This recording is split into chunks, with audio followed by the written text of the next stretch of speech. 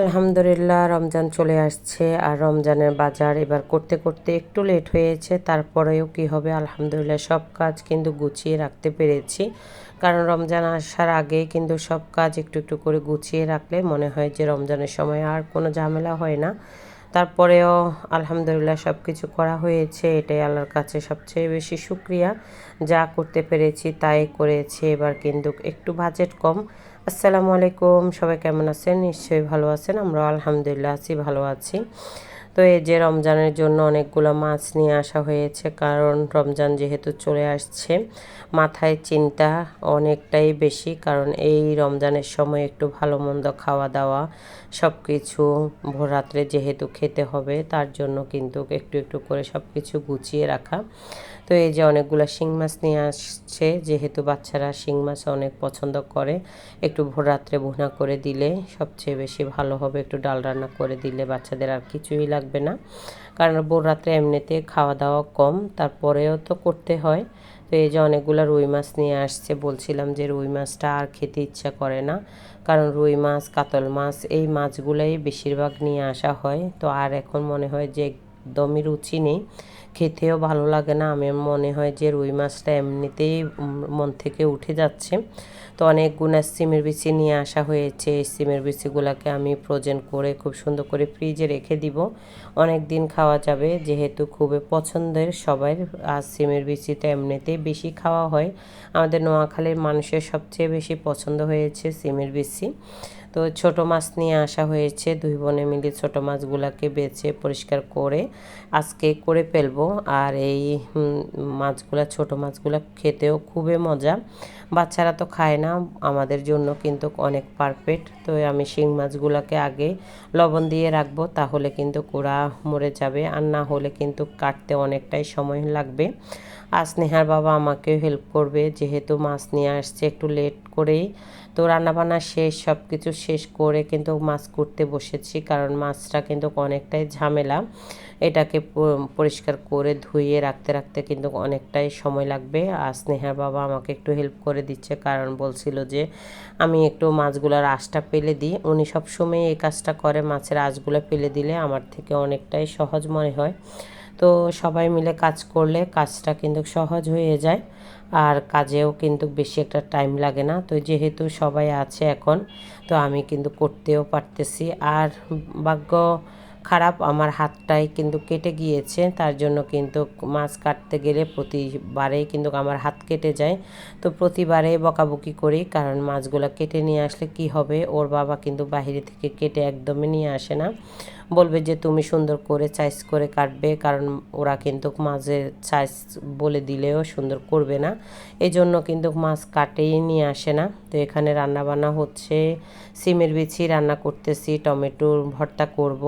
আর গ্যাসটা একদমই কম, এত কম গ্যাস দুপুরবেলা হলে সবচেয়ে বেশি গ্যাস কমে যায়। আর আমি শিং মাছ দিয়ে সিমের বিচি রান্না করতেছি, আর এই যেগুলোকে ফ্রোজেন করে রাখবো, তার জন্য কিন্তু সবাই মিলে হাতে হাতে কাজ করে ফেলতেছে, ছোট মাছগুলোকে ভুনা করে ফেলতেছি। তো অনেক সুন্দর হয়েছে, আর সিমের বিচিটাও তাজা তাজা, খেতে খুবই ভালো লেগেছে। শিং মাছ দিয়ে রান্না করেছি, ফুলকপি রান্না করেছিলাম রুই মাছ দিয়ে, খুবই মজা হয়েছে সব খাবারই।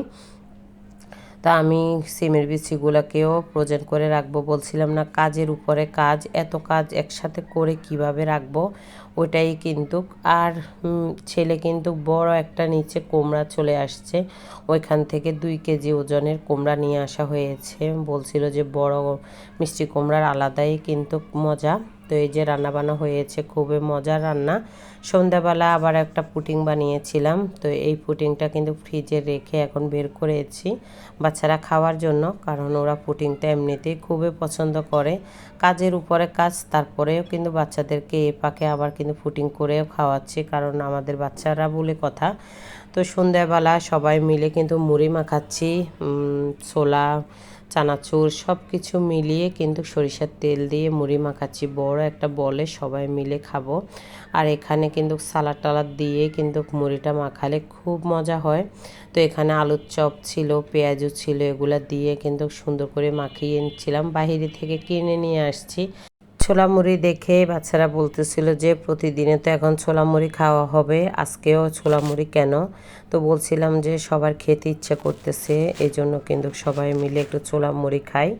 তো এখন সবাই মিলে বসে একসাথে খেতে খেতে না গল্প করতে করতে ছোলা মুড়ি যা চলে যাবে, আর ভালো লাগবে। তার সাথে কিছু চানাচুর দিয়ে দিচ্ছি, মেয়ে চানাচুর দিলে খুবই পছন্দ করে। এখানে আমরা কাজ করে কিন্তু কিছু কাজ এগিয়ে রাখতেছি, কারণ বোনের জামাই তো অসুস্থ, উনি রোজা রাখতে পারবে না। ওনার জন্য রোজা থেকে কে রুটি বানাবে, পরোটা বানাবে, এর জন্য কিন্তু কিছু পরোটা বানিয়ে আমরা ফ্রিজে ফ্রোজেন করতেছি, কারণ ওনাকে সব সময় সকালবেলা তো নাস্তা দিতে হবে।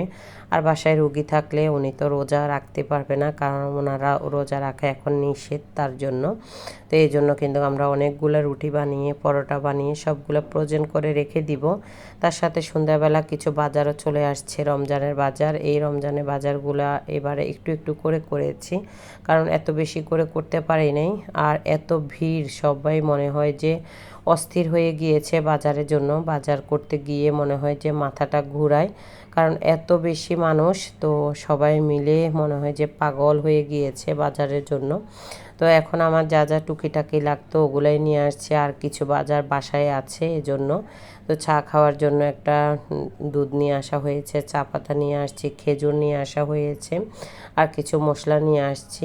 তো রিং পাউডার নিয়ে আসা হয়েছে, আর ছোলা ডাল এগুলা কিন্তু আপনাদের ভাইয়া তার আগের দিনে নিয়ে আসছে, এগুলাকে আমি রেখে দিয়েছি আর বের করে নেই। এখানে বেসন নিয়ে আসা হয়েছে। তো যা এখন লাগতো তাই নিয়ে আসছে, বলছিলাম যে কয়েকটা রমজান যাক তারপরে কিন্তু সব বাজার করব। এখন এই জন্য একটু কম করে করেছি, কারণ এত বেশি বাজার করার এখন কোনো দরকারই নেই, যেহেতু মানুষের এত ভিড়। আজকের ভিডিওটা যদি ভালো লাগে অবশ্যই একটা লাইক কমেন্ট শেয়ার করবেন, ফেসবুক পেজটাকে ফলো করবেন, ইউটিউব চ্যানেলটা সাবস্ক্রাইব করবেন। আজকের মতো এখানেই বিদায়, সবাই ভালো থাকবেন। আসসালামু আলাইকুম।